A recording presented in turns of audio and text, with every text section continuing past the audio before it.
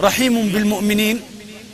هناك قصة عجيبة أحبتي في الله لصحابي من صحابة رسول الله صلى الله عليه وسلم قد وقع في منكر عظيم وذنب كبير. النبي صلى الله عليه وسلم في غزوة الأحزاب أتى المشركون فحاصروا المدينة، والنبي صلى الله عليه وسلم كان بين النبي صلى الله عليه وسلم وبين بني قريظة عهد وميثاق أن يكونوا مجتمعين على كلمة واحدة من أجل أن يدافعوا على هذه المدينة. فعندما أتى المشركون خان بنو قريظة عهد النبي صلى الله عليه وسلم. فعندما انتهت معركة الأحزاب والله جل وعلا قد غلب جند المشركين، أتى جبريل إلى النبي صلى الله عليه وسلم وقال: إن الله يأمرك أن تذهب إلى بني قريظة وتقاتلهم. فقال النبي صلى الله عليه وسلم للصحابة: فليصلي كل واحد منكم العصر في بني قريظة. فذهب الصحابة ومنهم أبو لبابة، فحاصر النبي صلى الله عليه وسلم بني قريظة 25 يوم، 25 يوم محاصرهم صلى الله عليه وسلم. ثم أرسل إليهم أبو لبابة. لماذا؟ لأنه أبو لبابة كان بينه وبين بني قريظة في الجاهلية تجارة وصداقة قديمة. فأرسل النبي صلى الله عليه وسلم لهم أبو لبابة رضي الله عنه، فدخل عليهم فقال لهم أبو لبابة: أنزلوا إلى حكم النبي صلى الله عليه وسلم، أنزلوا إلى حكم النبي صلى الله عليه وسلم. اليهود أذكياء أهل فطنة، نسأل الله العافية والسلامة، فيهم دهاء فيهم مكر. أخرجوا لأبو لبابة رضي الله عنه الصبية والنساء يبكون، فحزن عليهم أبو لبابة. في تلك اللحظة عندما حزن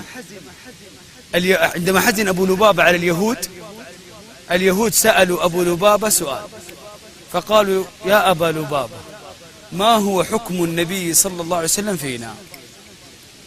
أبو لبابة يا إخوان ما تكلم بكلمة، أبو لبابة أشار بإشارة في هذا المكان، القتل، أن النبي صلى الله عليه وسلم قد حكم عليهم بأن يقتل رجالهم ويسبى نساؤهم وأطفالهم. أشار إليهم بهذه المنطقة أي القتل. فيقول أبو لبابة: ما إن وضعت يدي إلا وعلمت أني خنت الله والرسول. حركة واحدة ما تكلم بكلمة، الله المستعان. المهم أحبابي في الله، خرج أبو لبابة يقول: عزمت أن لا أرى النبي صلى الله عليه وسلم. فأنزل الله على النبي صلى الله عليه وسلم آيات تتلى إلى قيام الساعة: يا أيها الذين آمنوا لا تخونوا الله والرسول وتخونوا أماناتكم وأنتم تعلمون. أبو لبابة عزم أن لا يرى النبي صلى الله عليه وسلم، فذهب وقيد نفسه على سارية من سواري مسجد رسول الله صلى الله عليه وسلم. 6 ليالي أبو لبابة يستغفر الله الرحيم، يستغفر الله الرحمن، عاد إلى الله سبحانه وتعالى وأناب. بعد 6 ليالي نزلت توبة لبابة من فوق 7 سماوات.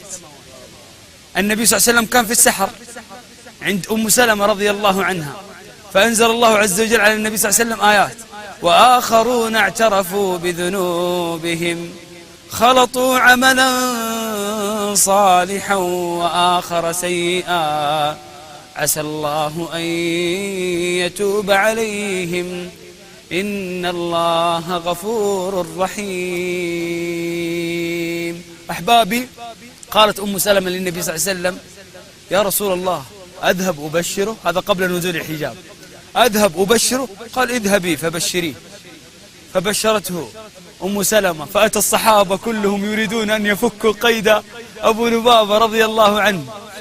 فقال أبو لبابة: والله ما يفك قيدي إلا رسول الله الذي أرسله الرحيم سبحانه وتعالى رحمة للعالمين. إخواني، أتى أبو لبابة بصدقة إلى النبي صلى الله عليه وسلم، فأخذها صلى الله عليه وسلم، فأنزل الله آيات: خذ من أموالهم صدقة تطهرهم وتزكيهم بها وصل عليهم إن صلاتك سكن لهم والله سميع عليم. الشاهد: ألم يعلموا أن الله هو يقبل التوبة عن عباده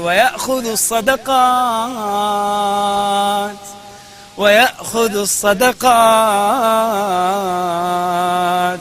وأن الله هو التواب الرحيم. الرحيم بالمؤمنين، لكنه رحمن بالمؤمنين وبغيرهم من الناس.